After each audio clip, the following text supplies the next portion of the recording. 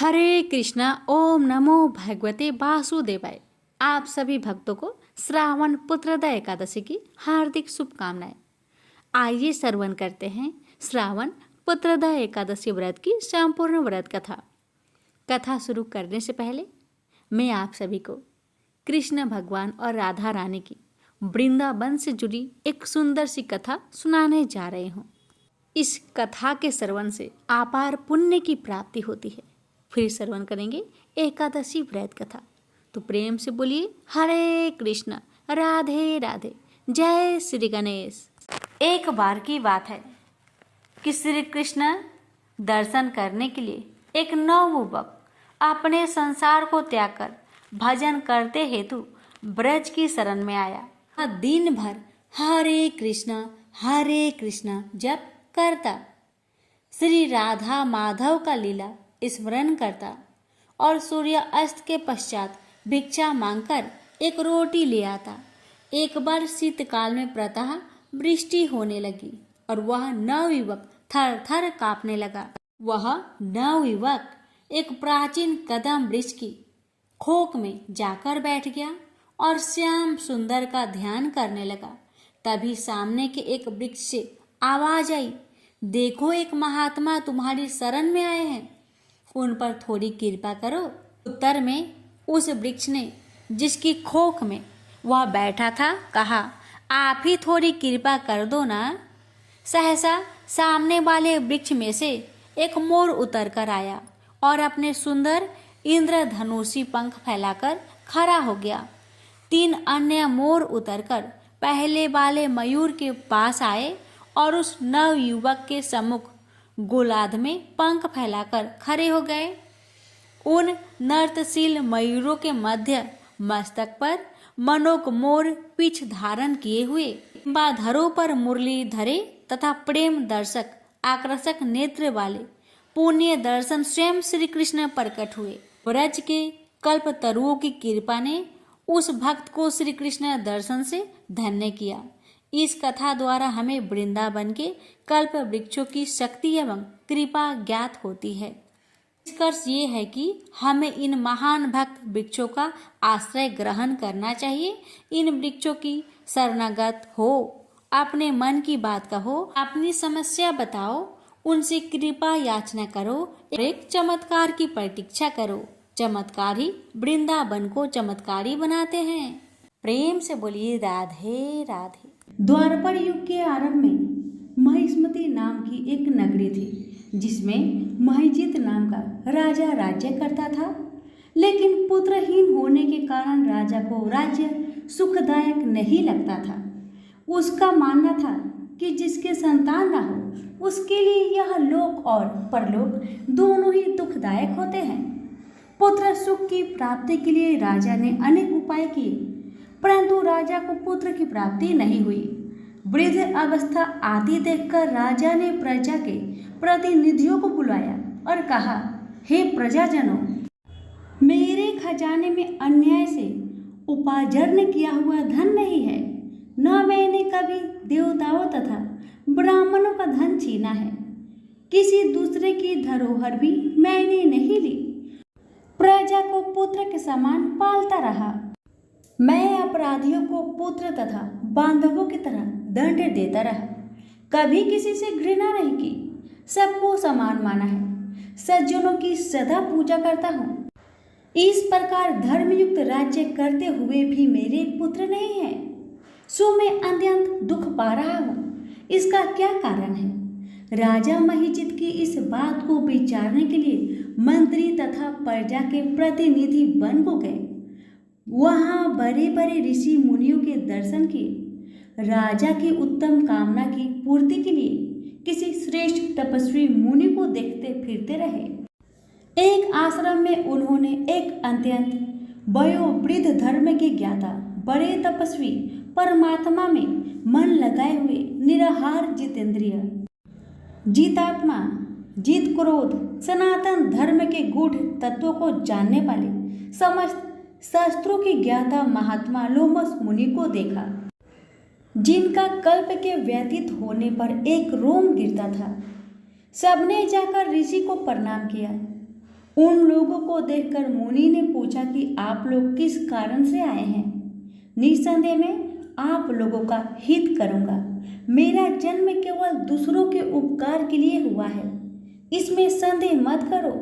लोमस ऋषि के ऐसे वचन सुनकर सब लोग बोले, हे महर्षि, आप हमारी बात जानने में ब्रह्मा से भी अधिक समर्थ हैं, अतः आप हमारे इस संदेह को दूर कीजिए।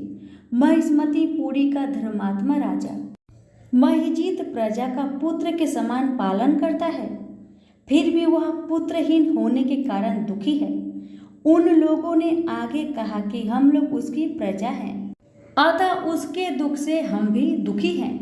आपके दर्शन से हमें पूर्ण विश्वास है कि हमारा यह संकट अवश्य दूर हो जाएगा, क्योंकि महान पुरुषों के दर्शन मात्र से अनेक कष्ट दूर हो जाते हैं। अब आप कृपा करके राजा के पुत्र होने का उपाय बतलाए। यह वार्ता सुनकर ऋषि ने थोड़ी देर के लिए नेत्र बंद किए और राजा के पूर्व जन्म का वृत्तांत जानकर कहने लगे कि यह राजा पूर्व जन्म में एक निर्धन वैश्य था। निर्धन होने के कारण इसने कई बुरे कर्म किए। यह एक गांव से दूसरे गांव व्यापार करने जाया करता था। एक समय ज्येष्ठ माह के शुक्ल पक्ष की द्वादशी के दिन मध्या के समय वह 2 दिन से भूखा प्यासा था, एक जलाशय पर जल पीने गया। उसी स्थान पर एक तत्काल ही ब्याही हुई प्यासी गौ जल पी रही थी। राजा ने उस प्यासी गाय को जल पीते हुए हटा दिया और स्वयं जल पीने लगा, इसलिए राजा को यह दुख सहना पड़ा। एकादशी के दिन भूखा रहने से वह राजा हुआ और प्यासी गौ को जल पीते हुए हटाने के कारण पुत्र वियोग का दुख सहना पड़ रहा है। ऐसा सुनकर सब लोग कहने लगे कि हे ऋषि, शास्त्रों में पापों का प्रायश्चित भी लिखा है, अतः जिस प्रकार राजा का यह पाप नष्ट हो, ऐसा आप उपाय बताए। लोमस मुनि कहने लगे कि श्रावण शुक्ल की एकादशी को, जिसे पुत्रदा एकादशी भी कहते हैं, तुम सब लोग व्रत करो और रात्रि को जागरण करो, तो इससे राजा का यह पूर्व जन्म का पाप अवश्य नष्ट हो जाएगा, साथ ही राजा को पुत्र की अवश्य प्राप्ति होगी। लोमस ऋषि के ऐसे वचन सुनकर मंत्रियों सहित सारी प्रजा नगर को वापस लौट आई और जब श्रावण शुक्ल एकादशी आई तो ऋषि की आज्ञा अनुसार सबने पुत्रदा एकादशी का व्रत और जागरण किया। इसके पश्चात द्वादशी के दिन इसके पुण्य का फल राजा को दिया गया। उस पुण्य के प्रभाव से रानी ने गर्भ धारण किया और प्रसव काल समाप्त होने पर उसके एक बड़ा तेजस्वी पुत्र उत्पन्न हुआ। इसलिए हे राजन, इस श्रावण शुक्ल एकादशी का नाम पुत्रदा पड़ा। अतः संतान सुख की इच्छा हासिल करने वाले इस व्रत को अवश्य करें। इसके महात्म्य को सुनने से मनुष्य सब पापों से मुक्त हो जाता है और इस लोक में संतान सुख भोगकर परलोक में स्वर्ग को प्राप्त होता है। दक्षिण में गोदावरी के किनारे कनकावरी नाम की एक नगरी थी। वहाँ रामदास रहता था। वह जाति का चमार था, परंतु अत्यंत सरल हृदय का, सत्य और न्याय की कमाई खाने वाला और प्रभु का निरंतर चिंतन करने वाला भक्त था। रामदास की पतिव्रता स्त्री का नाम मूली था। दंपति में बड़ा प्रेम था। इनके एक छोटा लड़का था, वह भी माता पिता का परम भक्त था। तीनों प्राणियों के पेट भरने पर जो पैसे बचते उनसे रामदास अतिथि की सेवा और पीड़ितों के दुख दूर करने का प्रयास करता। वह समय समय पर भगवान नाम का संकीर्तन सुनने जाया करता। कीर्तन में सुनी हुई यह एक पंक्ति, हरि में जैसो तैसो बस तेरो, उसे बहुत प्यारी लगी और उसे कंठ स्थल हो गई। वह निरंतर इस पंक्ति को गुनगुनाता हुआ सारे काम किया करता। वह सचमुच अपने को भगवान का दास और आश्रित समझकर मन ही मन आनंद में भरा रहता। भगवान तो भाव के भूखे होते हैं। वह रामदास के ऐसे प्रेम को देखकर उसे अब अपनाना चाहते थे। कुछ चोर गहनों के साथ ही कहीं से एक सुंदर विलक्षण स्वर्णयुक्त शालिग्राम की विशाल मूर्ति चुरा लाए थे, जो उनके लिए सिर्फ एक पत्थर था। उनमें से एक चोर के जूते टूट गए थे। उसने सोचा, इस पत्थर के बदले में जूते की जोड़ी मिल जाए तो अच्छा है। भागवत प्रेरणा से शालिग्राम की मूर्ति को लेकर वह सीधा रामदास के घर पहुंचा और मूर्ति उसे देकर कहने लगा, अरे भाई देख, यह कैसा मजेदार पत्थर है, जरा अपने औजार को इस पर घिस तो सही, देख कैसे अच्छा काम देता है, पर इसके बदले में मुझे एक जोड़ी जूते देने पड़ेंगे। चोर की आवाज़ सुनकर वह चौंका, उसके भजन में भंग पड़ा। उसने समझा कोई खरीदार है। उसने जूते की एक जोड़ी चोर के सामने रख दी। चोर ने उसे पहनकर दामों की जगह वह मूर्ति रामदास के हाथ पर रख दी। रामदास अभी तक अर्धचेतन आस्था में था। उसने मन तो बस प्रभु के विग्रह की ओर खींचा हुआ था, इसलिए पैसे लेने की बात याद ही नहीं रही। मूर्ति को उसने अपने सामने रख दिया और उसी पर औजार घिसने लगा। भगवान शालग्राम बनकर प्यारे भक्त के घर आ गए। एक दिन एक ब्राह्मण उस तरफ से निकले। शालिग्राम की ऐसी अनोखी मूर्ति चमार के पत्थर की जगह देखकर उन्हें बहुत दुख हुआ। उस समय रामदास उस गोल मूर्ति को पैरों के बीच में रखकर उस पर औजार घिस रहा था। ब्राह्मण ने विचार किया, भला बंदरों को हीरे की कीमत का क्या पता, यह चमार शालिग्राम को क्या पहचाने। उन्होंने मूर्ति खरीदने का विचार कर नजदीक जाकर उससे कहा, भाई आज मैं तुमसे एक चीज मांगता हूँ, तू मुझे देकर पुण्य लाभ कर। यह पत्थर मुझे बहुत सुंदर लगता है, मेरे नेत्र इससे हटाए नहीं हटते। रामदास जी ने ब्राह्मण के इस दीन भाव को देखकर वह पत्थर ब्राह्मण को दे दिया। पंडित जी इस दुर्लभ मूर्ति को पाकर बड़े प्रसन्न हुए। वे उसे घर लाए। उन्होंने कुएं के जल से स्नान किया, फिर पवित्र स्वच्छ वस्त्र पहनकर शालिग्राम भगवान को पंचामृत से स्नान करा। सिंहासन पर पधार कर षोडश उपचार से उनकी पूजा की। पंडित जी की पूजा तो बड़ी विधि से करते थे, परंतु उनके हृदय में दिव्य गुण नहीं थे। उसमें लोभ, ईर्ष्या, कामना, भोग वासना, इंद्रिय सुख की लालसा, क्रोध, बैर आदि दुर्गुण भरे थे। रामदास अशिक्षित था, परंतु उसका हृदय बड़ा ही पवित्र था। उनके मन में लोभ, इच्छा, भोग इच्छा, क्रोध और बैर आदि का नाम निशान भी नहीं था। भगवान शालग्राम ने विचार किया, आहा, जब वह परम श्रद्धा वह भक्ति पूर्वक गीत गोविंद गाता हुआ मेरी मूर्ति पर जल छोड़कर अपना औजार घिसता था, उस समय मुझे ऐसा लगता था मानो कोई परम भक्त मेरा शरीर पोंछ रहा है।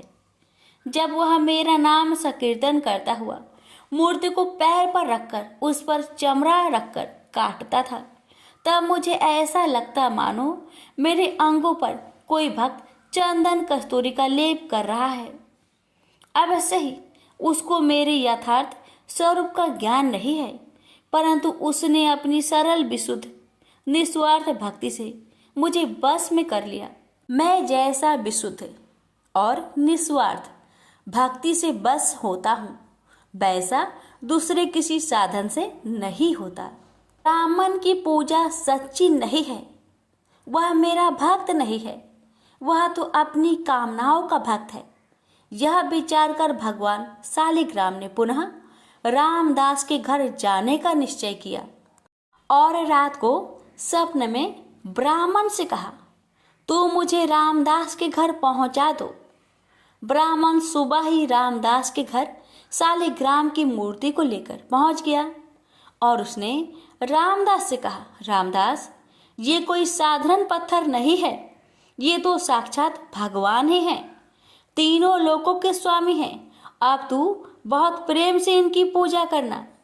ब्राह्मण के वचन सुनकर रामदास की आंखें में आंसू आ गए और वह प्रेम विह्वल हो गया और भगवान से प्रार्थना करने लगा, प्रभु, मैं अति दीनहीन, अनजान, दुर्जन, पतित प्राणी हूँ। रात दिन चमड़ा घिसना ही मेरा काम है। मुझ में न सोच है न समझदार। मुझसे नीच जगत में और कौन होगा। ऐसे पतित पर भी प्रभु ने कृपा की।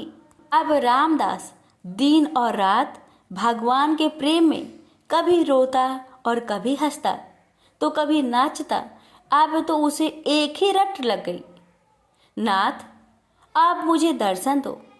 पहले तो मुझे पता ही नहीं था, पर आपने ही मेरे हृदय में ये आग लगाई है। मैंने तो ना पहचान कर आपकी मूर्ति का निरादर किया, पर आप मुझे नहीं भूले और ब्राह्मण के द्वारा अपना स्वरूप बताकर मेरे घर आ गए। यदि दर्शन नहीं देते थे तो ये सब क्यों किया। एक बार अपने सावड़े सलोने चांद से मुखड़े की झांकी दिखाकर मेरे मन को सदा के लिए चुरा लो। मेरे मोहन, करुणा की वर्षा कर दो इस कंगाल पर। एक बार दर्शन दो और मुझे कृतार्थ करो। भगवान भक्त वत्सल है, जो एकमात्र भगवान को ही अपना आश्रय मानकर उनसे प्रार्थना करता है तो उसकी प्रार्थना भगवान तत्काल सुनते हैं। उसके ऐसे दिव्य प्रेम को देखकर भगवान से रहा न गया। वे एक वृद्ध ब्राह्मण का रूप धरकर उसके घर आ गए। भगवान ने उसके घर आकर उसकी विरह वेदना को शांत नहीं किया, बल्कि उसकी विरह वेदना को पहले से भी और अधिक बढ़ा दिया और उससे कहा, अरे भाई, भगवान का दर्शन कोई मामूली बात थोड़ी ही है। बड़े बड़े देवता, योगी मुनि अंतकाल तक तप, ध्यान और समाधि करने पर भी जिनका दर्शन नहीं कर पाते, तो जैसे मनुष्य को उनके दर्शन कैसे हो सकते हैं। यह सुनकर रामदास की आंखों से झरझर आंसू बहने लगे। उसने कहा, हे देव, मैं क्या करूं। मुझसे रहा नहीं जाता और मेरा यह दृढ़ विश्वास है कि मेरे नाथ दीन बंधु हैं, दया के अपार सागर है। मुझे वे दर्शन देंगे और जरूर देंगे। पति कैसे ही रंग रूप का क्यों ना हो, पर पत्नी का पति में अटूट प्रेम होता है। ऐसे ही मैं अपने स्वामी के स्नेह को परख चुका हूँ। यूं कहते कहते रामदास का कंठ रुक गया। ऐसे दृढ़ विश्वास व अनन्य प्रेम को देखकर भगवान से बिल्कुल रहा न गया। वे अपने भक्त को अपने से मिलाकर एक करने के लिए छटपटाने लगे। अकस्मात अनंत कोटि सूर्यों का प्रकाश छा गया। रामदास की आंखें मूंद गई। उसने हृदय में देखा, भगवान मनमोहन त्रिभंगी लाल मुस्कुराते हुए मधुर मधुर मुरली बजा रहे हैं और कह रहे हैं, आ मेरे पास आ, कैसा सुंदर रूप है। वह आनंद सागर में डूब गया। अचानक आंखें खुली, देखता है सामने भी प्रभु का वही दिव्य सच्चिदानंद घन विग्रह विराजमान है। रामदास के आनंद का परवार नहीं रहा। उसकी सारी व्याकुलता सदा के लिए मिट गई।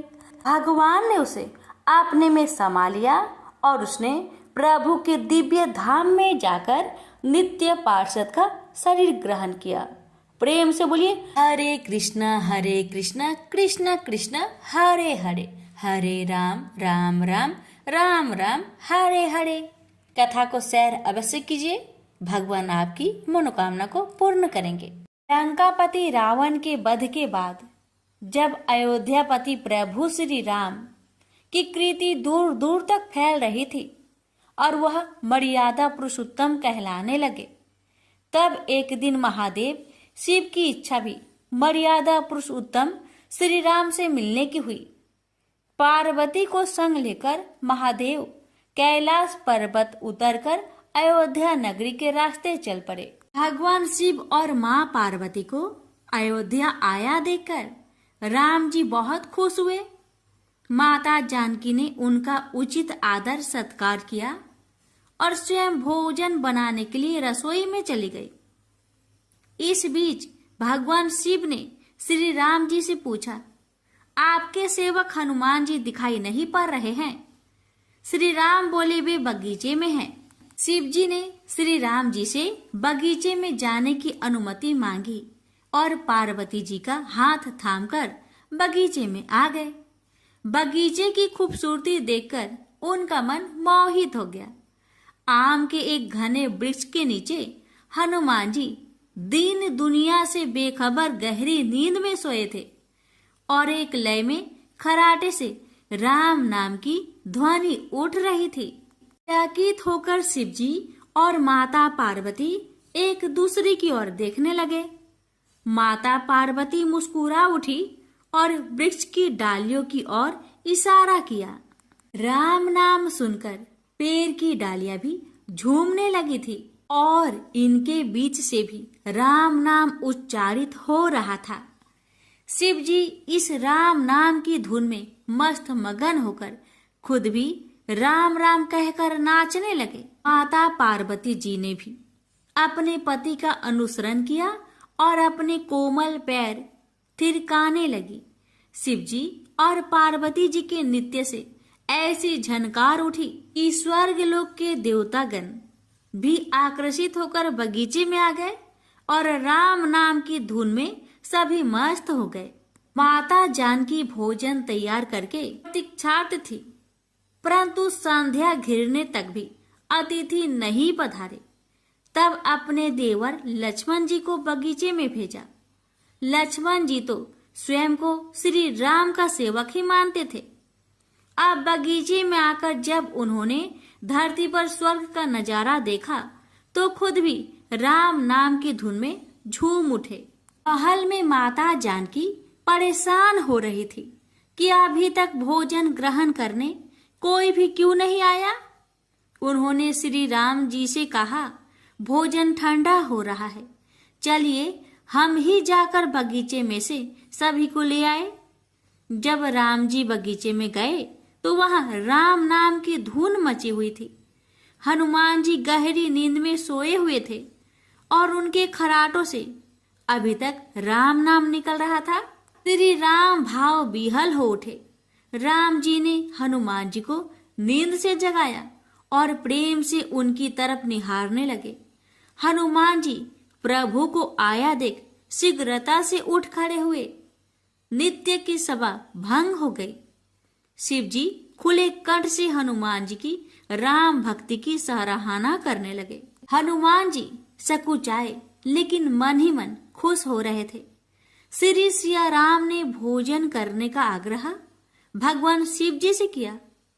तभी लोग महल में भोजन करने के लिए चल पड़े। माता जानकी भोजन परोसने लगी। हनुमान जी को भी श्री राम जी ने पंक्ति में बैठने का आदेश दिया। हनुमान जी बैठ तो गए, परंतु आदत ऐसी थी कि राम जी के भोजन करने के उपरांत ही सभी लोग भोजन करते थे। आज श्री राम के आदेश से पहले भोजन करना पड़ रहा था। माता जानकी हनुमान जी को भोजन परोसती जा रही थी, पर हनुमान जी का पेट ही नहीं भर रहा था। सीता जी कुछ समय तक तो उन्हें भोजन परोसती रही, फिर समझ गई इस तरह से हनुमान जी का पेट नहीं भरेगा। उन्होंने तुलसी के एक पत्ते पर राम नाम लिखा और भोजन के साथ हनुमान जी को परोस दिया। तुलसी पत्र खाते ही हनुमान जी को संतुष्टि मिली और वह भोजन खाकर उठ खड़े हुए। भगवान शिव शंकर ने प्रसन्न होकर हनुमान जी को आशीर्वाद दिया कि आपकी राम भक्ति युगों युगों तक याद की जाएगी और आप संकट मोचन कहलाएंगे। प्रेम से बोलिए सिया रामचंद्र की जय। जय भोलेनाथ। एक समय पार्वती ने पूछा, हे महादेव जी, इस ज्ञान के बल से आपको संसार के सब लोग शिव कहकर पूजते हैं। मृगछाला ओढ़े, सब अंगों में शमशानों की विभूति लगाए, गले में सर्प और नर मुंडों की माला पहने हुए हो। इसमें तो कोई भी पवित्र नहीं है, फिर आप किस ज्ञान से पवित्र माने जाते हो? यह आप कृपा कर कहिए। श्री महादेव जी बोले, हे प्रिय सुनो, गीता ज्ञान को हृदय में धारण करने से मैं पवित्र माना जाता हूँ। और इस ज्ञान से मुझे बाहर के कर्म नहीं व्यापते। तब पार्वती जी ने कहा, हे भगवान, जिस गीता ज्ञान की ऐसी स्तुति करते हैं उसके श्रवण करने से कोई कृतार्थ भी हुआ है? तब महादेव जी ने कहा, इस ज्ञान को सुनकर बहुत से जीव कृतार्थ हुए हैं और आगे भी होंगे। मैं तुमसे एक पुरातन कथा कहता हूँ, तुम श्रवण करो। एक समय पाताल लोक में शेषनाग की सैया पर श्री नारायण जी नेत्र मूंदकर आनंद में मग्न थे। उस समय भगवान के चरण दबाती हुई श्री लक्ष्मी जी ने पूछा, हे प्रभु, इंद्र और आलस्य उन पुरुषों को व्यापता है जो जीव तामसी है, फिर आप तो तीनों गुणों से अतीत हो। श्री नारायण प्रभु वासुदेव हो, यह मुझको बड़ा आश्चर्य है। श्री नारायण जी बोले, हे लक्ष्मी, मुझको निंद्रा आलस्य नहीं व्यापता। एक शब्द रूप जो भगवत गीता है, उसमें जो ज्ञान है उसके आनंद में मग्न रहता हूँ। जैसे यह गीता शब्द रूप अवतार है, इस गीता में यह अंग है। प्रथम 5 अध्याय मेरा मुख है, द्वितीय 5 अध्याय मेरा भुजा है, 11वां अध्याय मेरा हृदय और मन है, 16वां अध्याय मेरा उदर है, 17वां अध्याय मेरी जंघा है, 18वां अध्याय मेरे चरण है। गीता के सब श्लोक मेरी नाड़ियां हैं और जो गीता के अक्षर है वही मेरा रोम है। ऐसा मेरा शब्द रूपी जो गीता ज्ञान है, उसी की अर्थ में मैं हृदय में विचार करता हूँ और शब्द आनंद को प्राप्त करता हूँ। लक्ष्मी जी बोली, हे श्री नारायण जी, जब श्री गीता ज्ञान को सुनकर बहुत से जीव कृतार्थ हुए हैं तो तू श्रवण कर। शूद्र वर्ण का एक चंडाल था, तेल लवण का व्यापार करता था। एक दिन वह बकरी चराने को वन में गया और वृक्षों के पत्ते तोड़ने लगा। वहां उसे एक सर्प ने डस लिया, जिससे उसके तत्काल प्राण निकल गए। मरकर उसने बहुत नरक भोगकर बैल का जन्म पाया। उस बैल को एक भिक्षुक ने मोल ले लिया। वह भिक्षुक उस बैल पर चढ़कर सारा दिन मांगता फिरता। जो कुछ भिक्षा मांगकर लाता वह अपने कुटुंब के साथ बैठकर खाता। वह बैल सारी रात द्वार पर बंधा रहता, उसके खाने पीने की भी खबर ना लेता। कुछ थोड़ा सा भूसा उसके आगे डाल देता। जब दिन चढ़े तो फिर बैल पर चढ़कर मांगता फिरे। कई दिन गुजरे तो वह बैल भूख का मारा गिर पड़ा, किंतु प्राण नहीं निकले। नगर के लोग देखकर उसे कोई तीर्थ का फल दे, कोई व्रत का फल दे, पर उस बैल के प्राण नहीं छूटे। एक दिन एक गणिका आई। उसने लोगों से पूछा, यह कैसी भीड़ है? तो उन्होंने कहा, इसके प्राण नहीं निकलते, अनेक पुण्य के फल दे रहे हैं तो भी इसकी मुक्ति नहीं होती। तब गणिका ने कहा, मैंने जो कर्म किया है उसका फल इस बैल को निमित्त दिया। इतना कहते ही बैल की मुक्ति हो गई। तब बैल ने एक ब्राह्मण के घर में जन्म लिया। पिता ने उसका नाम सुशर्मा रखा। जब बड़ा हुआ तो पिता ने उसको पढ़ाया। तब उसको पिछले जन्म की सुधि रही थी। उसने एक दिन मन में विचार किया कि जिस गणिका ने मुझे बैल की योनि से छुड़ाया था उसका दर्शन करो। वृप चलते चलते गणिका का घर गया और कहा, तू मुझे पहचानती है? गणिका ने कहा, मैं नहीं पहचानती। तू कौन है? तेरी मेरी क्या पहचान है? तू वृप और मैं वैश्या।